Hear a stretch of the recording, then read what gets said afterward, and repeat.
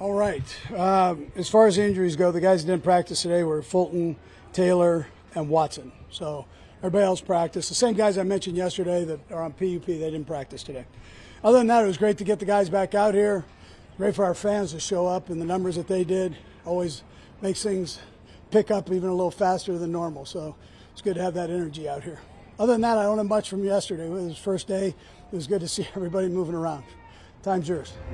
Andy, what did you try to get across to the team when you spoke to it yesterday for a theme or message? Yeah, main thing is urgency. You know, the urgency, just keep that up. Everybody's expectations are high amongst the team, amongst everybody around. So, but it comes down to the work that you take care of here and the foundation that you build here. Andy, what did you see from Josh Simmons his first day out there? Yeah, he did. You know, he did some good things. He worked in there with the ones, and did a nice job. I thought he's got things he's got to work on, but he'll keep doing that. How did Simmons get through the conditioning and the testing yesterday? You know, the whole team did really well, so that was a good thing. You know, the league's broken it up now, so the O-line and D-line have one thing, and then the rest of the guys have another thing. So, but they all did well. Jared Wiley's out there. Looks like he might be a little bit ahead of progress from where you thought he might be at this time. Yeah, he's worked hard, and it was good to get him back out there, get his timing back. So I thought he did a pretty good job. He had the one drop down here, but other than that, he did a pretty good job out there. Yeah. What's the plan in terms of when pads are going to put on building up to that? Yeah, so it's a ramp up. These are ramp up days, which I think are good, you know, for probably everybody, coaches and players. And so it's a gradual ramp up, not only length of practice, but then also starting with our shells on and then working from there. So we've got that's what we're going through now. This is day one. You know, this may or may not be Kelsey's last training camp, but can you just tell us a little bit about what he's meant to you as a coach and to this organization? He's phenomenal. I mean, you know, he's been great for this organization. You know, anytime you're with a guy for 13 years, you end up being close to that player. And so I've watched him grow as a player, as a man. And we haven't talked about last year's in that. So, you know, you hope he plays forever, but that's probably not going to happen to any of us. So whenever he decides to hang it up, he's built a great legacy and here. And, you know, if he decides this is it, it's it. If not, more power to him.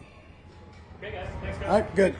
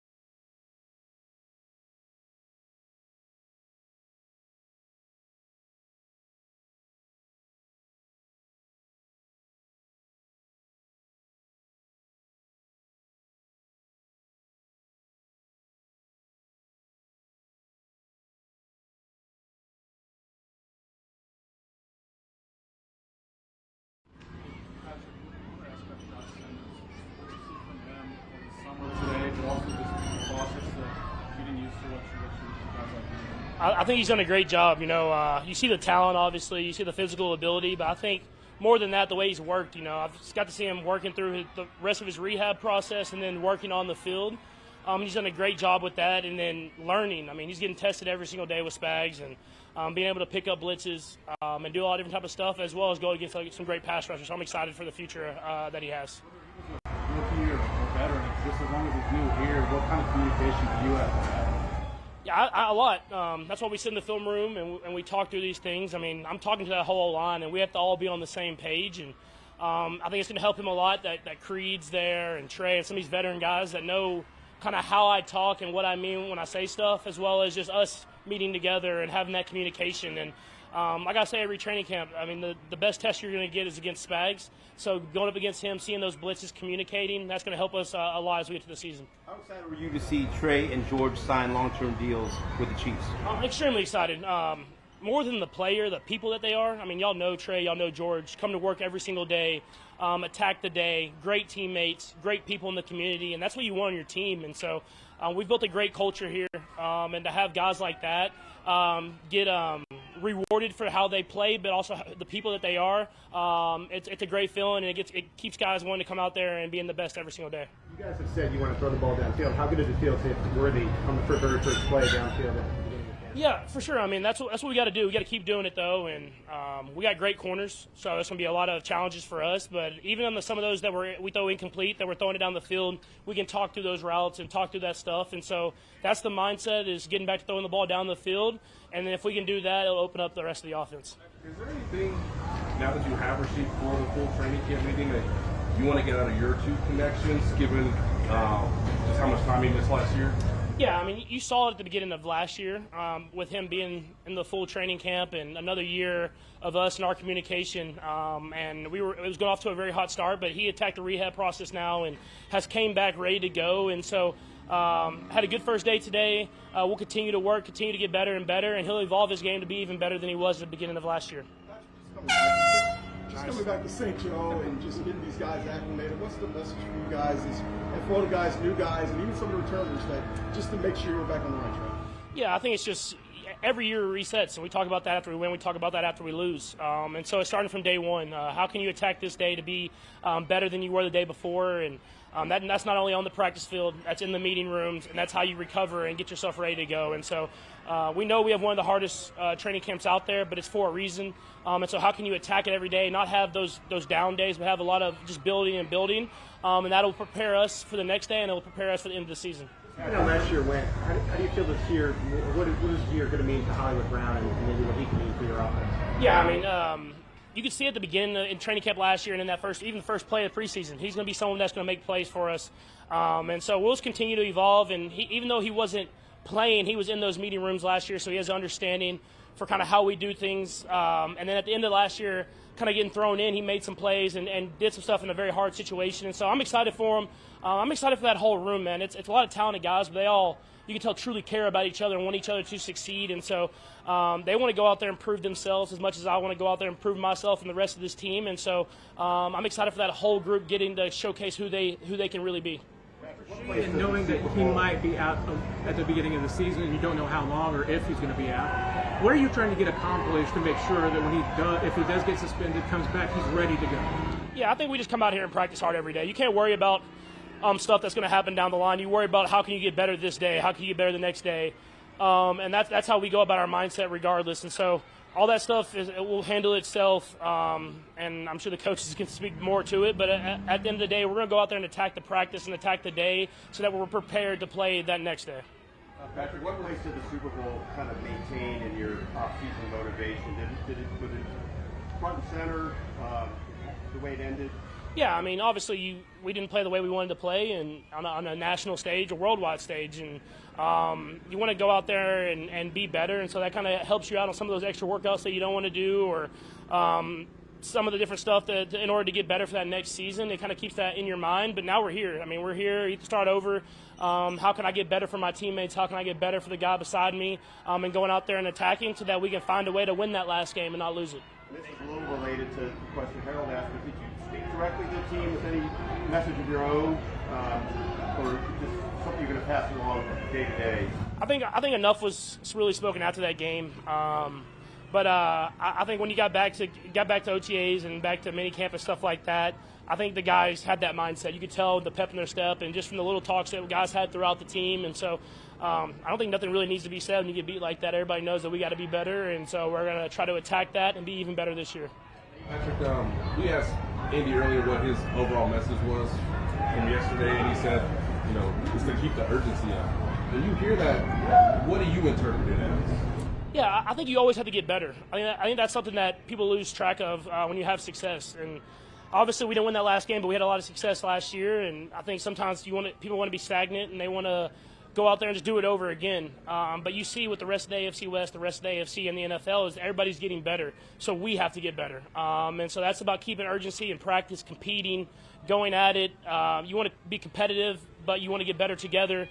And that's something that we've always done, but we're going to try to take that even to a new level this next year. Every year it seems like NFL prognosticators try to find ways to doubt this team or doubt you. How much does that motivate you or even piss you off that there's people out there that still want to try to say this team's not building a dynasty or want to talk about what happened in the Super Bowl? Yeah, I mean, at the end of the day, I said it in an interview a couple weeks ago now. I mean, you got to play football. I mean, all that stuff gets handled on the football field.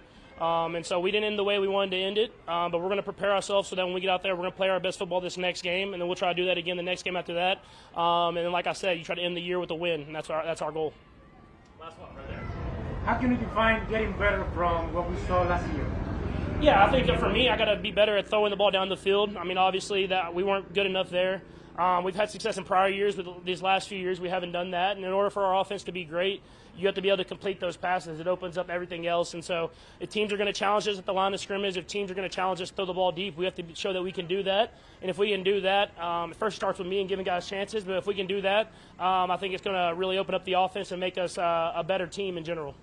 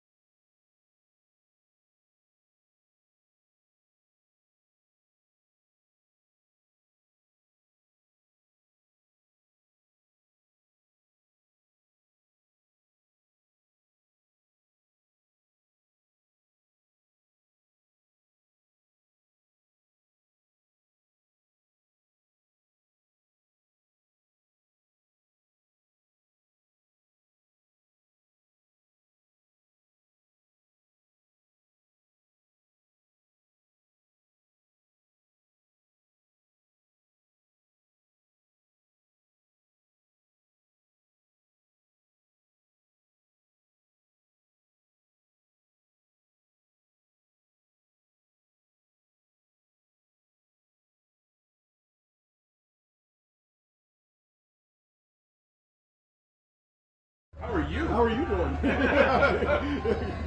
Pretty good. Can't complain. Can't complain. When did you first start to believe that it was close to happening with the contract extension? What's the process been like the last couple of weeks?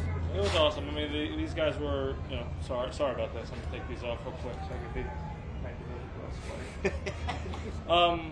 It was a great process, very respectful. I feel like on both sides, and it went good. I knew some was probably going to be done before camp, and I'm glad it did, and I'm happy to be here for another how many years. So. How much of this was you wanting to be here and you telling your representation, yeah, get this done because I want to stay in Kansas City? Yeah, I think it was mutual. So it was awesome. I've been vocal about how much I love it here, and I want to be here, and I'm going to be. So. What do you love about it here? For me, really, it starts with the team. The team, Coach Reid, the guys on the team, the locker room, everything about this organization from the top down, really, just amazing. No place I'd rather be, really.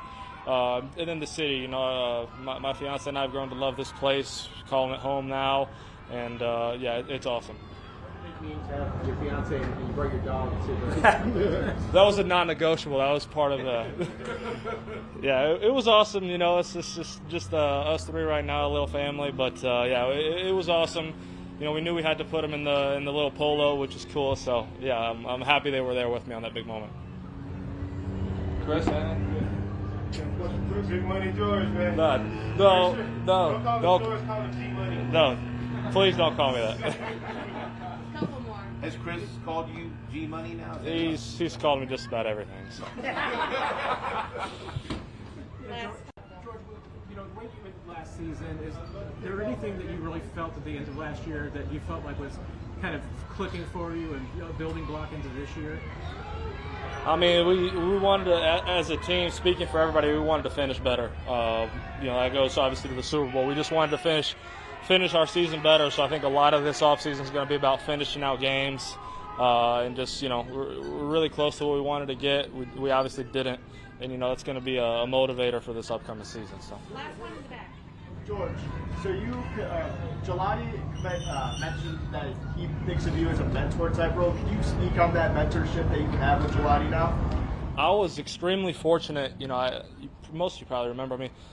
3 years ago, probably around today, I had a guy called Frank Clark, and he was out here with me every single day after practice. And I've been fortunate enough to know Ashton, for a couple of years now, and working with him and trying to pass down the torch, kind of like Frank did me, Carlos, Chris, all those guys that I had my rookie year.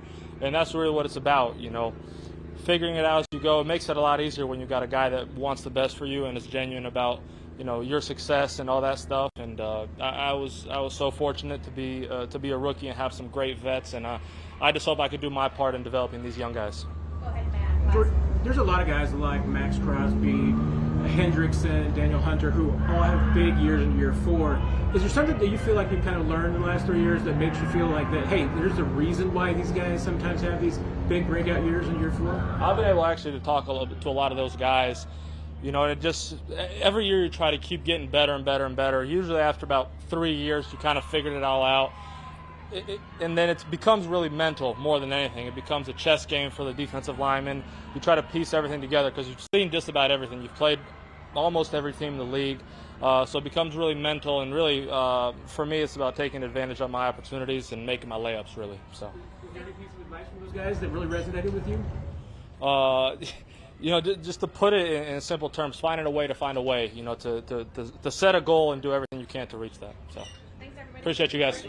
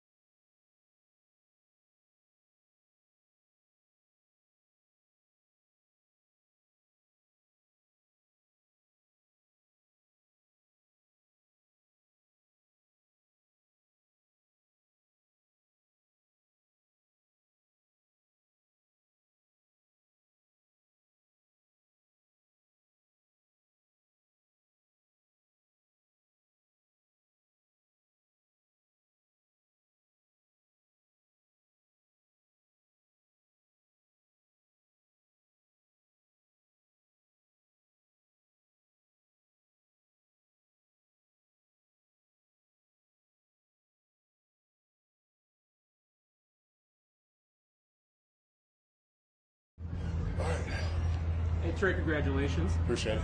Going back to that period of time when you got the franchise tag, signing it quickly.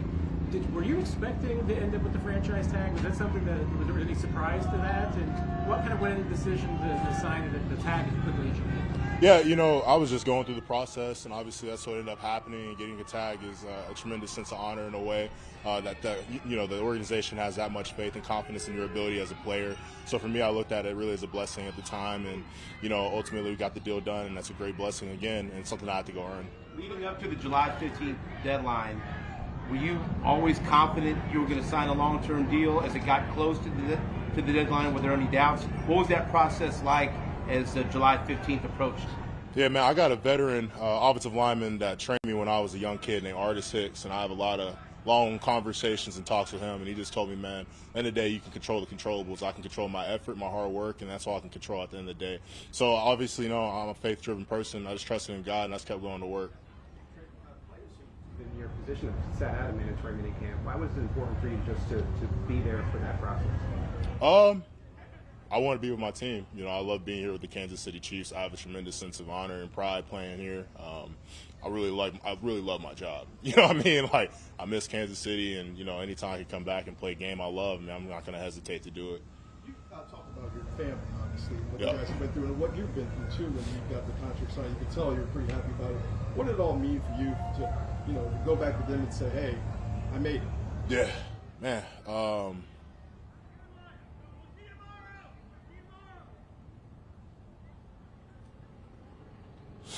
My bad. I lost my mom when I was 15, and I made 2 promises to her that I'll get my degree, play in the NFL. I didn't promise her I'd be the highest paid, but I made a promise, man, and my parents sacrificed so much for me to be here, so much, and to have that moment with them, it's special, bro. It's special, and it's something I won't take for granted, man. My bad. You're good. Trey, how's your conversation with your sister? Yeah, it was awesome, man. Ashley was at work, so she missed the FaceTime call, but, just super excited, man, and just talking to them and, just really happy, man. Just, we went through a lot, and being able to, sort of put an exclamation point on that. There's still work to do, but it was just an amazing time to spend with both my dad and my sister, What's your message to guys? Because, so many people put so much stock in where people are drafted and things like that, in terms of just the fact that you can come into the league, work your way into being the highest paid interior lineman. Yeah, man. Every day, just come to work.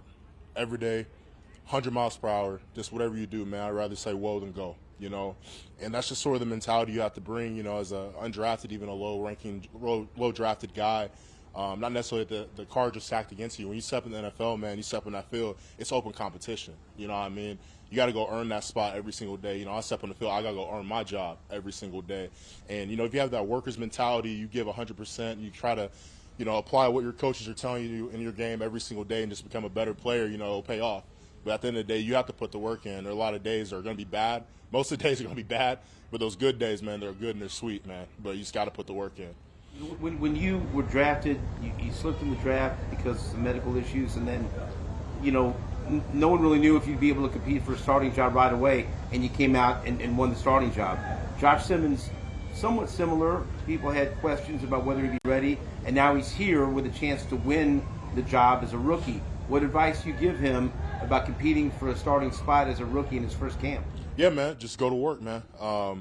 Everything Coach Heck and Coach Matei, and we have Juan Castillo and Cam Irvin today helping us out as well.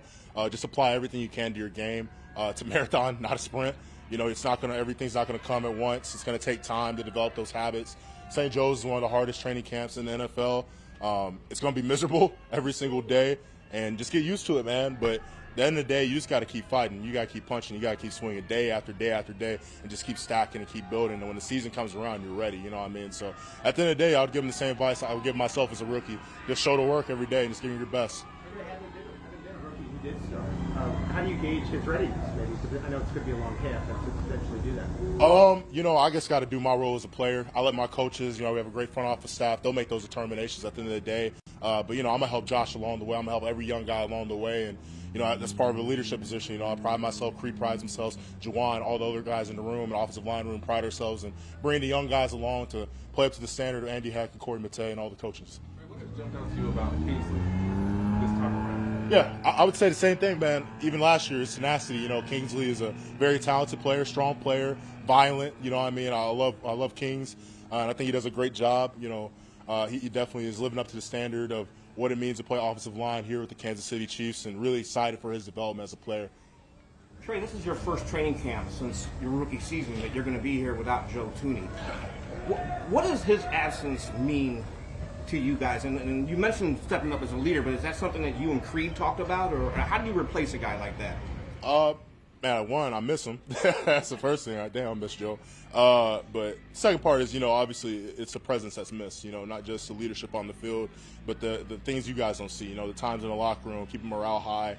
And at the end of the day, it's sort of a natural thing. You know, Father Time sort of just phases it out a little bit, and you know, obviously it's Creed, JT, and I just in an older situation, and it sort of sets on us just with our age to sort of be the leading presence in the room. And the beautiful thing about it is Joe Thuney was such a great leader that he gave us an example and a standard to set by. So for us, we know what it looks like to be great, and you know, for us, it's just coming close to that.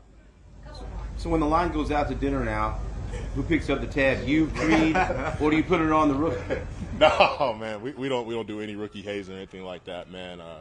You know, I was a low draft pick, so I would never want to make a rookie favorite, first round or not, anybody. You know, I don't like that. But you know, we'll definitely foot that bill. You know what I mean?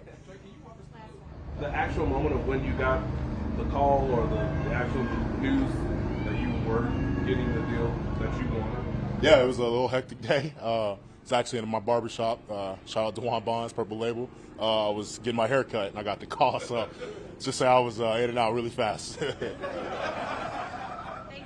go straight from there? Yeah, flying. Doing the speed limit, though. Yeah.